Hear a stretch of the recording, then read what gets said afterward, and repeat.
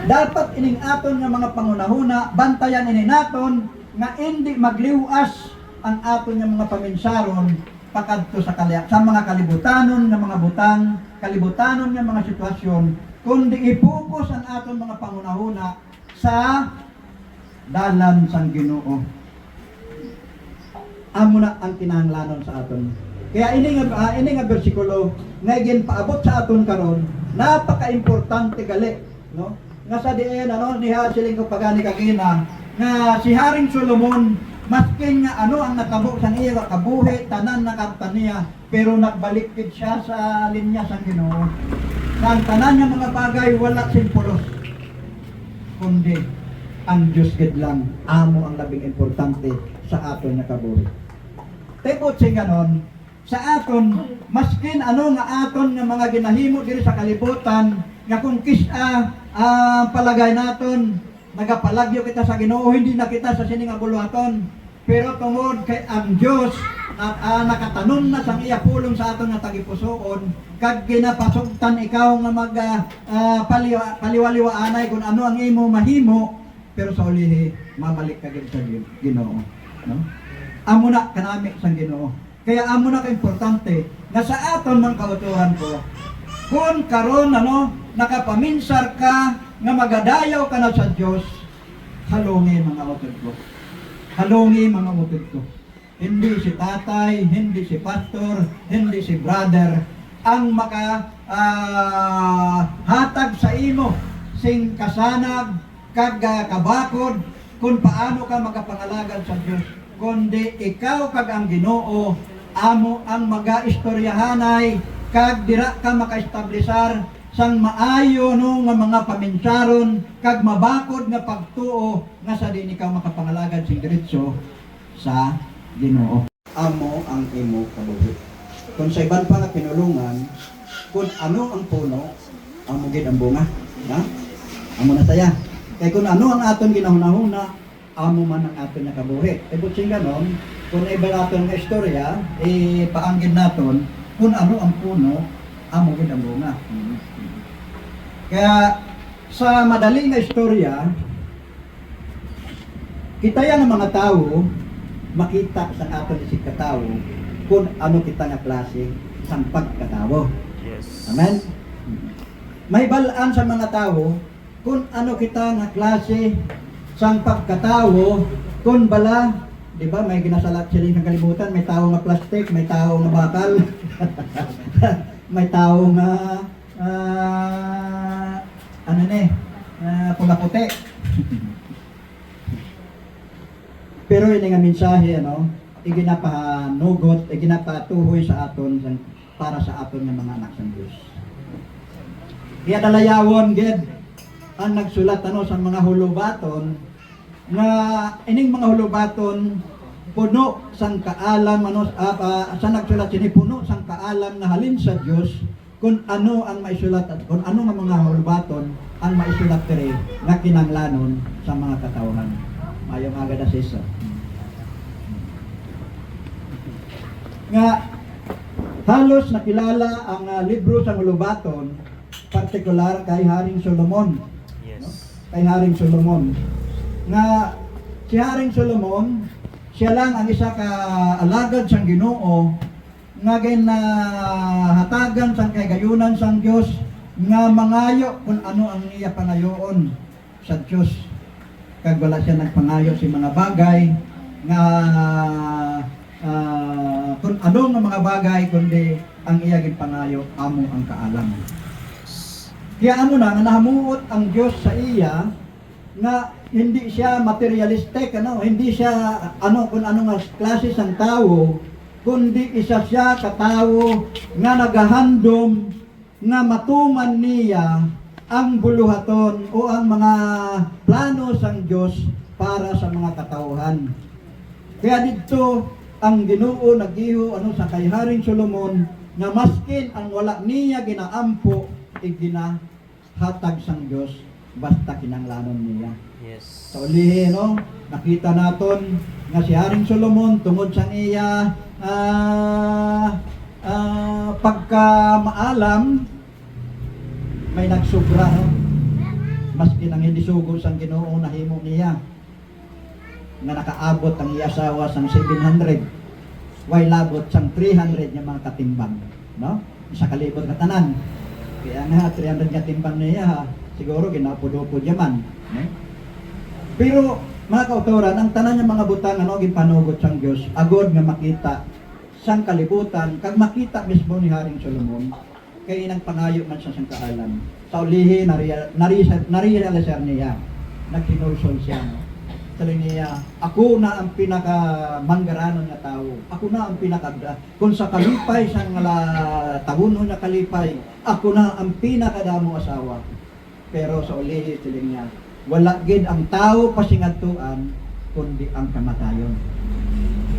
Na kung ano ang matabo sang mga imol, matabo man sa manggaranon, ang kamatayon wala gid si manglikaw. Kaya wala kang iba niya pinakamaayo nga dapat himuon sang tawo kundi ang magdayaw kag magsimba sa Dios. Pati ka mo? Kaya mo na gani nga siling ni Bro Wilmer kagina nga magatinguha it siya. Nga ana nakapaminsa siya sang amo na. Tungod sa presensya sang Ginoo nga nagapaybalo sa iya nga kinahanglanon sang tawo ang Dios. Kag sa aton nga mga prayer, nagasiling kita, Lord, kinahanglanon ka namon, kag wala ako sing sarang nga mahimo. Ano ang akon mga plano kung hindi ka magaupod sa aton? Tibot sing ganon, kung nakapabinsar ka karon, sang amo sina nga luyag mo magdayaw sa Dios, tungod kay ang balaan nga espiritu amo ang nagtandog sa imo. Yes. Kaya amo ne nga kisiling diri sa nga aton mensahe karon kang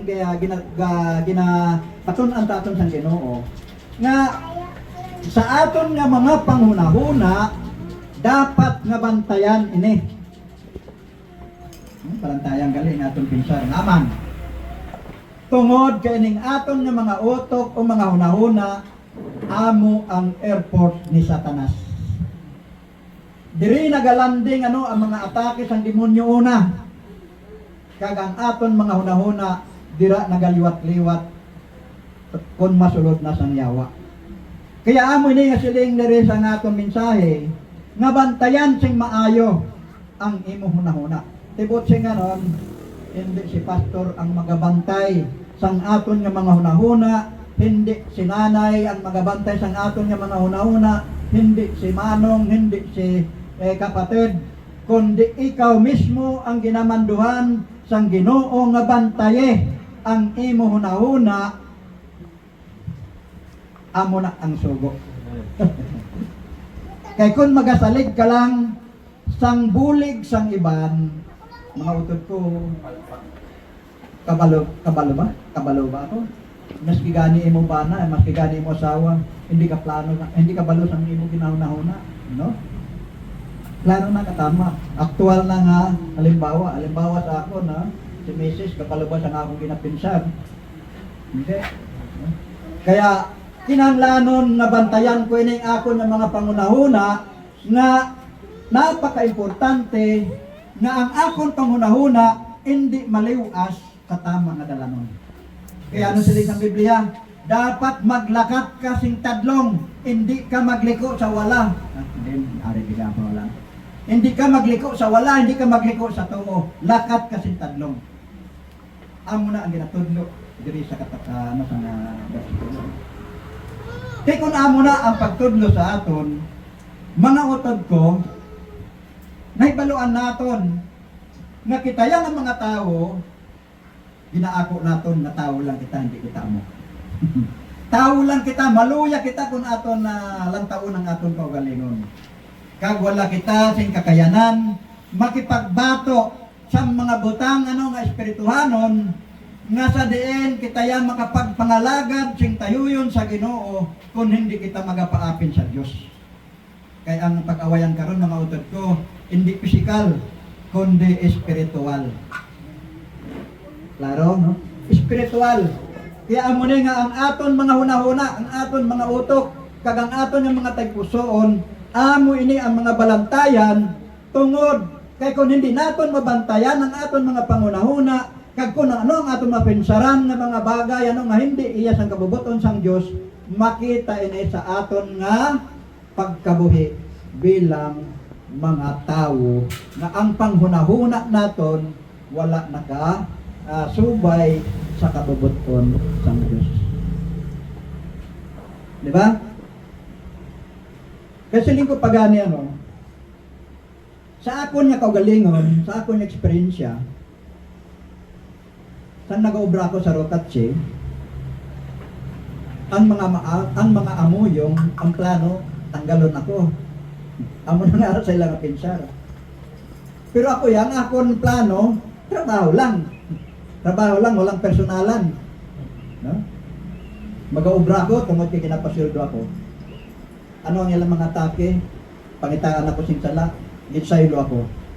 Pero tungod nga trabaho nga akong toyo, wala ako nagreklamo. Kaya sweldo ang mangyapon.